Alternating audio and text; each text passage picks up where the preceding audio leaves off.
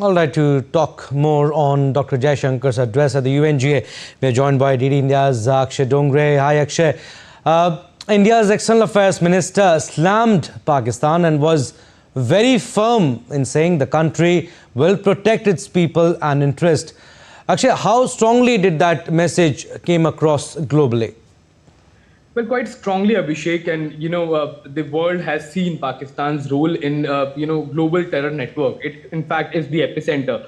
The world goes on to find the most dreaded terrorists. Where are they found? They're found in Pakistan. Osama bin Laden, after years of being untraceable, literally, was found in the military complex, near a military complex in Abbottabad in Pakistan. So, Pakistan has had a history of, blackmailing other countries through terrorism, being used by terror groups, and then in turn helping the terror outfits financially and using them for political gains, both domestically and internationally as well. So, there is no doubt that the world doesn't recognize it's a problem that the world only sees selectively, because when the threat is on the Western nations, the Western countries, scramble to sort of fight terrorism, to sort of find out people who have orchestrated terror attacks, and even go on to an extent after terror attacks, especially giving an example of 9/11, to even invading the entire countries. Many times, even the reason that has been given for invasion of those countries has been found to be false. For example, of Iraq, when the administration there talked about weapons of mass destruction being in Iraq, and then it turned out there were none. So, this is sort of a double standard that Dr. S. Jaishankar has pointed out at the United Nations General Assembly, that countries should not only be, staying in their silos, insulated away from terror attacks, and expect others to fight their fight,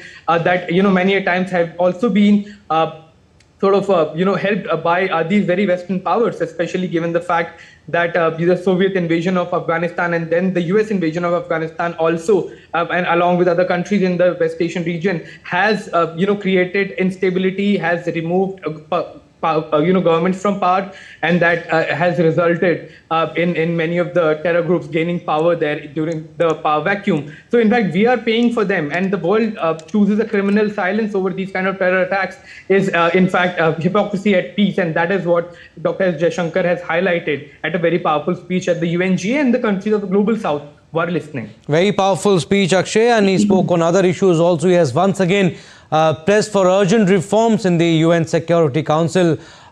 He in fact said that India is prepared to shoulder greater responsibilities. Akshay, tell us, what do you make of this statement? Well, the world's largest country by population doesn't have a representation, as far as the world's decision-making body is concerned. That's a big question on that body itself. When a United Nations Security Council was formed after the UN formation, the countries on the side of allies were given all the permanent seats. That includes US, France, Soviet Union back then, and Russia now. Then there is UK and China. After that, there were no reforms, in this very powerful body that has the power to veto several decisions that are taken.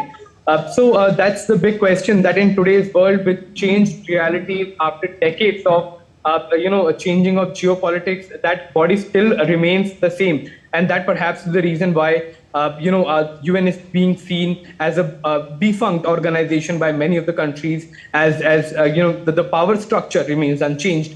So demands are being made. Earlier, there was a meeting between India, Japan, Germany, and Brazil for this very purpose. And it seems that other countries of the global south that have literally no representation in the United Nations Security Council have to voice their opinion more vehemently and more forcefully, rather, after a certain point, to make sure that they find a place, they find a very deserving place in this world body. Otherwise, it remains, as far as the UNSC is concerned, it remains defunct like it is right now in solving the current conflicts. Broadly, Akshay, how does this address of Dr. Jaishankar align with India's broader foreign policy priorities at the UN this year? Well, as far as the speech is concerned, Abhishek, it's quite in line with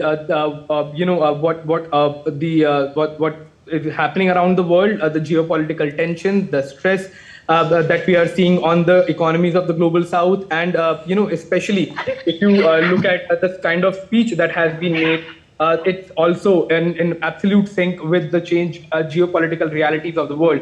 So world has to come to terms with what Dr. S. Jaishankar has said, especially the Western powers that though talk about a democracy, around the world, and talking about rule of law, are not able to share that very power that they expect the world to do.